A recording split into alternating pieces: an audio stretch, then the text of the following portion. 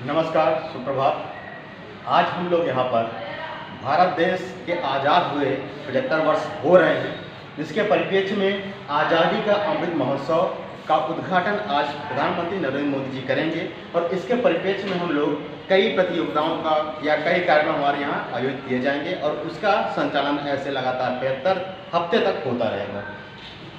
आज दिनांक 12/3/2021 को यह शुरुआत की जा रही है अमृत महोत्सव मनाने की, लेकिन 12 मार्च सन 1930 में महात्मा गांधी ने आज के ही दिन दांडी मार्च की शुरुआत की थी, जिसके सापेक्ष या जिसके परिप्रेक्ष्य में हम लोग ये प्रोग्राम या महोत्सव मनाने की शुरुआत कर रहे हैं। ठीक है, हम सब जानते हैं कि हमारे आज़ाद होने पर हम लोग आज़ाद कैसे हुए हैं, तो हमारे आज़ाद होने के पीछे उसकी बहुत बड़ी कहानी है। और हम ये सब जानते हैं कि हमारा देश आज स्वतंत्र है, भारत देश भी पूर्ण रूप से स्वतंत्र है तथा खुले हम लोग सांस ले रहे हैं। इसके पीछे न जाने कितने वीर सपूत एवं देशभक्तों ने इस आज़ादी को प्राप्त करने के लिए कठोर संघर्ष करते हुए आज़ादी को हमें दिलाया है और हमारे भारत देश को अंग्रेजों के चंगुल से मुक्त कराया है।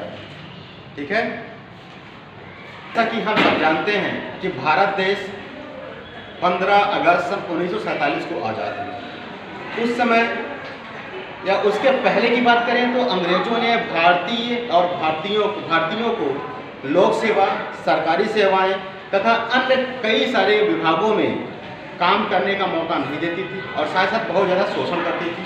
और उस शोषण को देखकर या उस शोषण से त्रस्त आकर भारत के जनमानस में जनचेतना का विकास हुआ और उस जनचेतना ने स्वतंत्रता संग्राम आंदोलन का एक रूप ले लिया।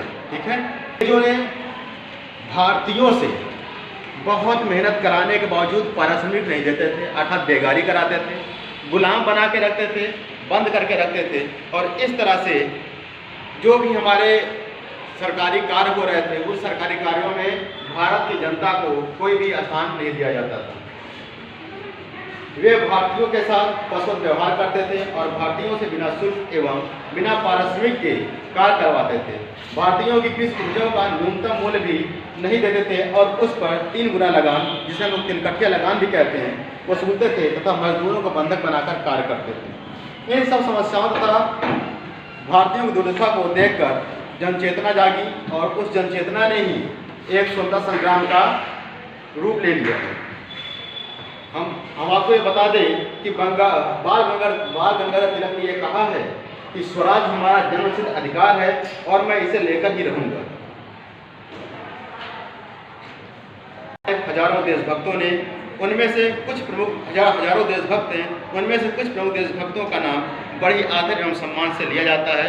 और बहुत सारे देशभक्त ऐसे भी हुए हैं जिनका नाम हमें नहीं पता है, वो अज्ञात के रूप में थे, लेकिन देश को स्वतंत्र कराने के पीछे, देश की लड़ाई के पीछे उन्होंने बहुत सारा योगदान दिया है और बड़े बड़े नेताओं के साथ में मिलकर भारत देश को स्वतंत्र कराने के लिए भरसक कोशिश की है। उन नामों में हम लोग बाल गंगाधर तिलक, लाला लाजपत राय, खुदीराम बोस, सुभाष चंद्र बोस, रानी लक्ष्मीबाई, मैडम भीकाजी कामा, झलकारी बाई, खुदीराम बोस, सुभाष चंद्र, इन सब के साथ साथ पंडित जवाहरलाल नेहरू और हमारे देश के हमारे प्यारे बापू, भारत देश के राष्ट्रपिता महात्मा गांधी जी, जिनके मार्गदर्शन में सकुशल नेतृत्व संपन्न हो पाया और हम सब आज़ाद हो पाए।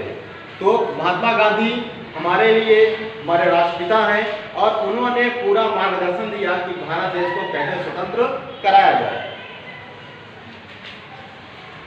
परिप्रेक्ष्य में भारत के यशस्वी प्रधानमंत्री श्री नरेंद्र दामोदर दास मोदी ने भारत को विश्व पटल पर कीर्ति स्तंभ पर पहुंचाने का कार्य किया है।